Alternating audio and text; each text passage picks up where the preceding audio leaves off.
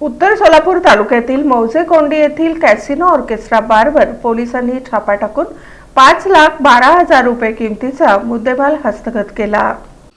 उत्तर सोलापूर तालुक्यातील मौजे-कोंडी येथील कॅसिनो ऑर्केस्ट्रा बारमधील महिला या अंगावर तोकडे कपडे घालून बीभत्सपणे अश्लील हावभाव करून तेथील डीजे ॲम्प्लिफायरच्या तालावर अश्लील नृत्य करत असल्याची माहिती मिळाली होती। त्यानुसार उपविभागीय पोलीस अधिकारी संकेत देवळेकर आणि सोलापूर तालुका पोलीस ठाणे यांच्या पथकांनी कॅसिनो ऑर्केस्ट्रा बारवर छापा टाकला।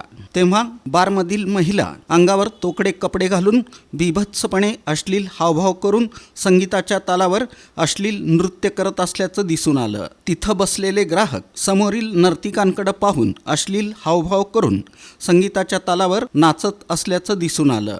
ऑर्केस्ट्रा बारमधील 11 महिला, 9 ग्राहक, ऑर्केस्ट्रा बारचा मॅनेजर, मालक अशा एकूण 21 आरोपींविरुद्ध पोलीस कॉन्स्टेबल भीमराव उत्तम खंडागळे यांनी दिलेल्या फिर्यादीवरून सोलापूर तालुका पोलीस ठाण्यात गुन्हा दाखल झाला।